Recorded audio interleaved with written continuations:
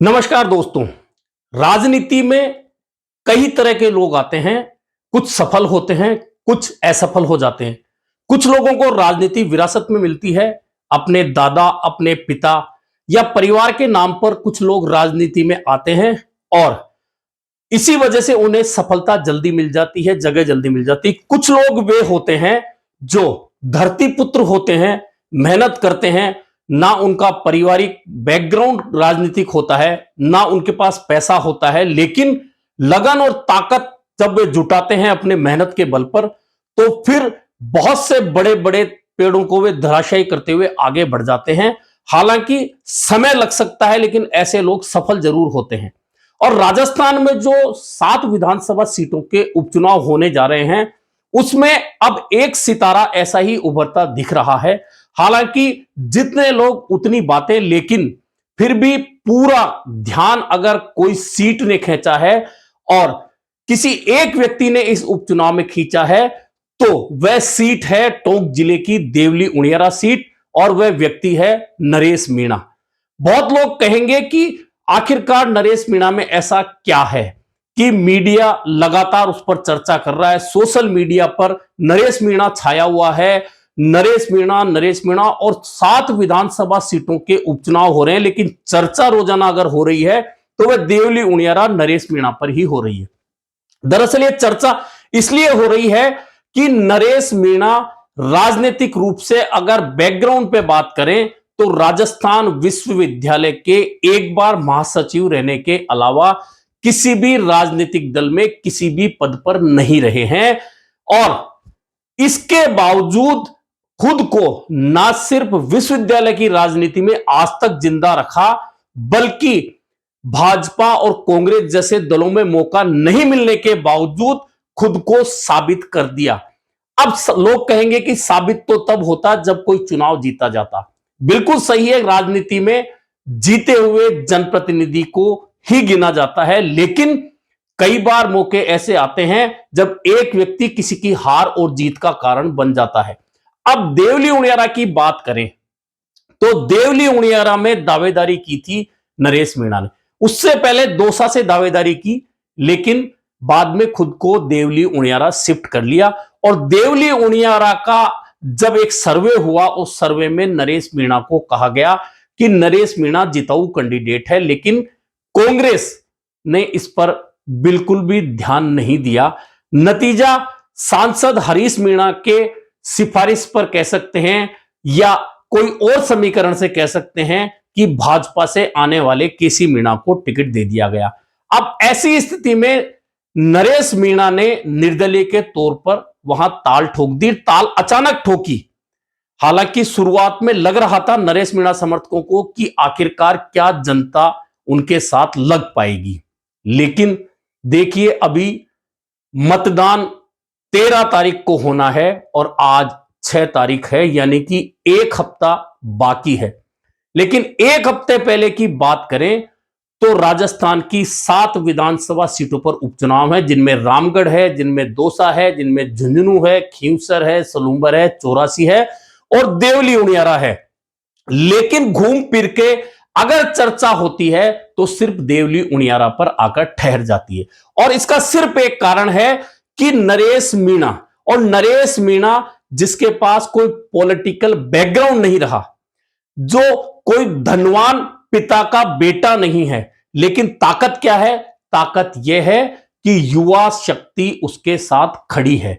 और साबित तो नरेश मीणा ने खुद को छबड़ा में भी उस समय कर दिया था जब उसे टिकट नहीं दिया गया, उसने निर्दलीय ताल ठोकी थी। उस वक्त किसी को यह एहसास नहीं था कि यह 34-35 साल का एक लड़का जो अचानक राजनीति में उतरा है, जिसका आक्रामक रुख रहता है, वह छबड़ा में क्रांति लाकर 45,000 वोट ले जाएगा। लेकिन सिर्फ 15 दिन के चुनावी अभियान में जब सामने 2 पार्टियों के दिग्गज खड़े हों और सामने एक निर्दलीय ऐसा खड़ा हो जिसके पास पैसा भी भरपूर नहीं हो और वह खुद को साबित करते हुए 45,000 वोट ले जाए, तो आप समझ सकते हैं कि कुछ ना कुछ तो आग उस व्यक्ति की है जिसके साथ में युवा लग रहा है। अब देवली उनियारा का नजारा भी ऐसा ही बन गया है, जहां अब ना कांग्रेस की चर्चा हो रही है, ना भाजपा की चर्चा हो रही है, जबकि दोनों राष्ट्रीय दल हैं और चर्चा हो रही है तो सिर्फ नरेश मीणा की। भले ही अब कोई ये अंदाजा लगा रहे हो नरेश मीणा सेकंड आएगा या थर्ड आएगा, कोई कहता है नरेश मीणा कितने वोटों से जीतेगा, कोई कहता है नरेश मीणा के वोट कितने आएंगे। अलग अलग लोग अलग अलग चर्चा कर सकते हैं, लेकिन उस चर्चा का केंद्र बिंदु घूम फिरकर नरेश मीणा बन गया है। और देवली उनियारा की जनता से अगर बात की जाए तो वे कहते हैं कि हमने देवली उनियारा सीट बने बाद में या इससे पहले उनियारा सीट थी तब भी ऐसा चुनाव या ऐसा नजारा नहीं देखा जब एक युवा उम्मीदवार के पीछे इस तरह से लोग पागल होकर खड़े हैं, स्वागत कर रहे हैं। रात को एक एक दो दो बजे तक गांव में महिलाएं गीत गाकर स्वागत कर रही हैं।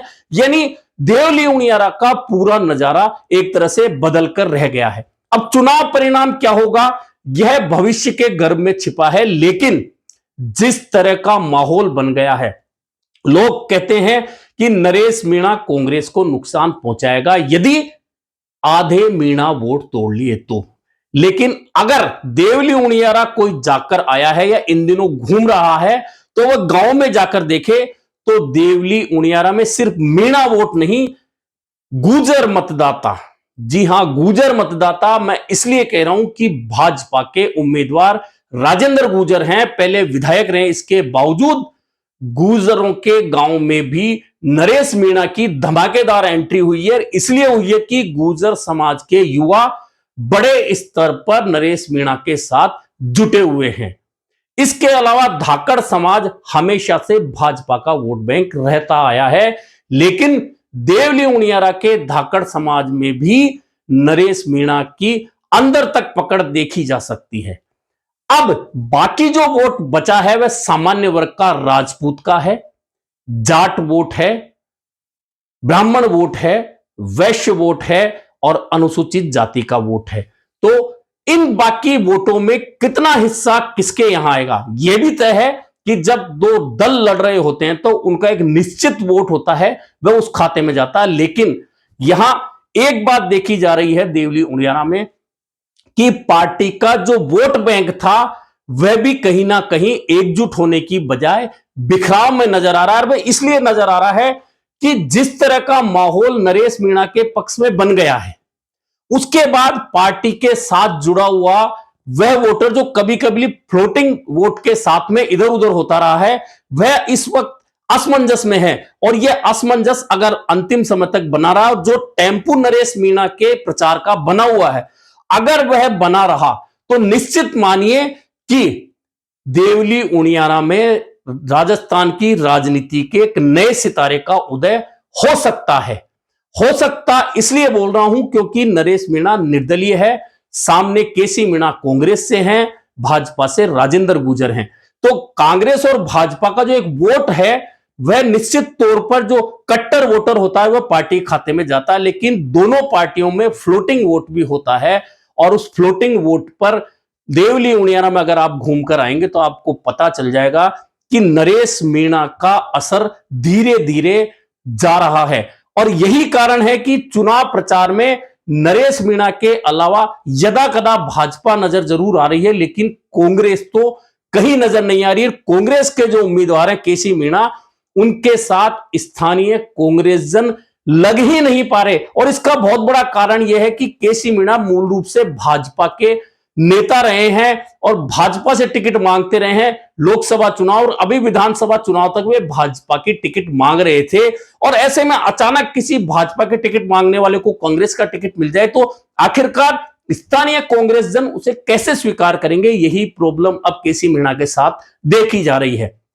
हालांकि राजेंद्र गुर्जर के साथ में भाजपा का कैडर जुटा हुआ है, भाजपा की टीम जुटी हुई है, लेकिन जो वोटर है फ्लोटिंग वोटर, जिनमें ब्राह्मण भी है, मुस्लिम भी है, एससी भी है, माली भी है, राजपूत भी है, और जिस तरह से नरेश मीणा के समर्थन में हनुमान बेनीवाल ने आने की हामी भरी है, उन्होंने चंद्रशेखर आजाद को लाने की बात कही है। रविंद्र सिंह भाटी ने एक बयान में खुद कहा है कि मैं मदद करूंगा, और राजकुमार रोत की बाप पार्टी ने भी समर्थन दिया है नरेश मीणा को। और अगर यह नेता एक सभा भी अगर देवली उनियारा में आकर कर गए तो निश्चित मानिए कि उस वक्त का नजारा बिल्कुल अलग होगा।